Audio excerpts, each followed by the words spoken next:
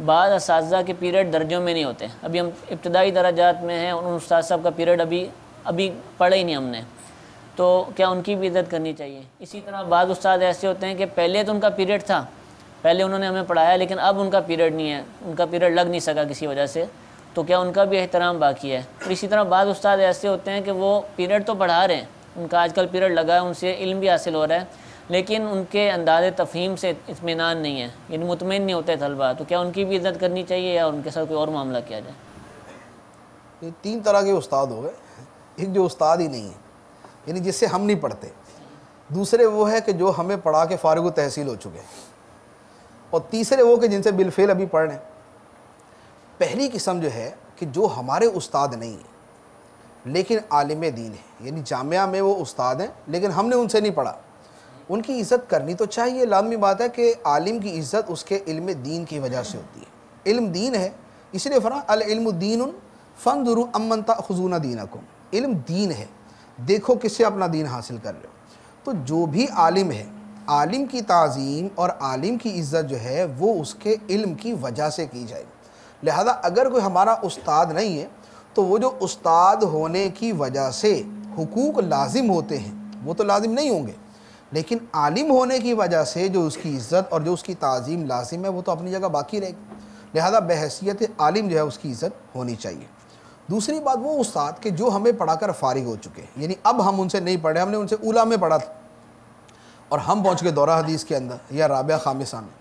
अब वो पुराने उस्तादों की इज़्ज़त करें या ना करें, तो ये तो बदीही सी बात है कि उनकी इज़्ज़त तो करनी चाहिए। यानी हमें पढ़ाकर फारिग होने वाला उस्ताद उस्तादी से फारिग हुआ ना, उसकी उस्तादी मनसूख तो नहीं हो गई कि वो मनसूख ही हो गया, अब हमारे नामा अमाल से निकल गया कि वो उस्ताद ही नहीं हमारा, ऐसा नहीं।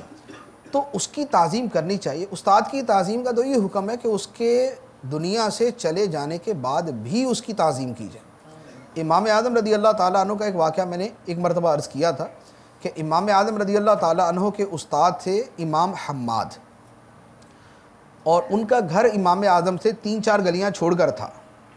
इमाम हम्माद के घर की तरफ भी इमाम आज़म रदी अल्लाह ताला अन्हु ने अपनी पूरी ज़िंदगी में पाँव नहीं फैलाए, यानी वो 4 गलियां छोड़ के रहते हैं और वो इस तरफ रहते हैं, तो इमाम आज़म ने पूरी ज़िंदगी उस जिहत की तरफ अपने पाँव नहीं फैलाए कि मेरे उस्ताद का घर इस तरफ है। और फरमाया कि अपने उस्ताद की वफ़ात के बाद मैंने पूरी ज़िंदगी हर नमाज के बाद अपने उस्ताद के लिए दुआ की। तो लिहाजा जो उस्ताद हमें पढ़ा चुका उसका वो उस्ताद होना, उसकी वो ताज़ीम और दीगर चीज़ें जो है वो सब बाकी हैं। अब तीसरे नंबर पे वो उस्ताद के जो बिलफेल हमें पढ़ा रहा है, तो उसके बारे में तो कहने की हाजत नहीं है कि जब दूसरा जो पढ़ा के फारिग हो चुका उसकी वो ताज़ीम है, तो जो अभी बिलफेल पढ़ा रहा है उसकी ताज़ीम तो लाजमी है। अब ये बात कि उसके समझाने से समझ नहीं आता, यानी ये उज़्र, तो समझ ना आने का ये मतलब नहीं होता कि उसकी कोई एक बात भी हमें समझ नहीं आ रही।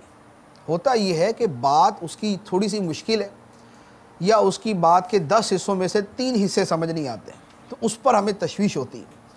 तो अगर ये इस तरह का मामला है तो बहरहाल वो उस्ताद तो है, उसकी उस्ताद वाली ताज़ीम भी है, उस उस्ताद में और तफ़हीम करने वाले उस्ताद में शरई एतबार से कोई फ़र्क नहीं। यानी शरीयत ने जो हमें फ़रमाया है कि उस्ताद की इज़्ज़त करो, उस्ताद की ताज़ीम करो, उस ताज़ीम में और उस इज़्ज़त में इन दोनों उस्तादों के दरमियान कोई फ़र्क नहीं।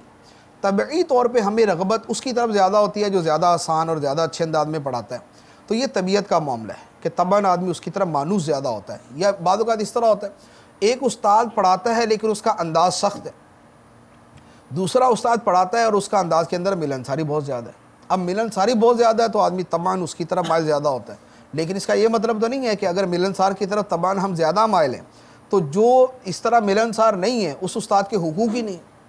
उस्ताद होने के हुकूक दोनों के बराबर हैं, उन दोनों के अंदर किसी भी किस्म का कोई फ़र्क नहीं होगा। और जहाँ तक अदम तफ़हीम का मामला है तो वो अपने नाज़िम को, अपनी मजलिस को बताकर और उनको मुत्तले करके हल किया जाए। उस्ताद की ताज़ीम के अंदर फ़र्क नहीं आ सकता।